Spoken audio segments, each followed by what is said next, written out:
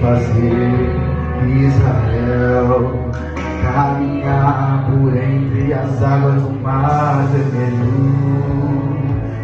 Fez caminho no meio do mar para o povo de Israel passar. Do outro lado, com os pés, puderam cantar o hino da vitória.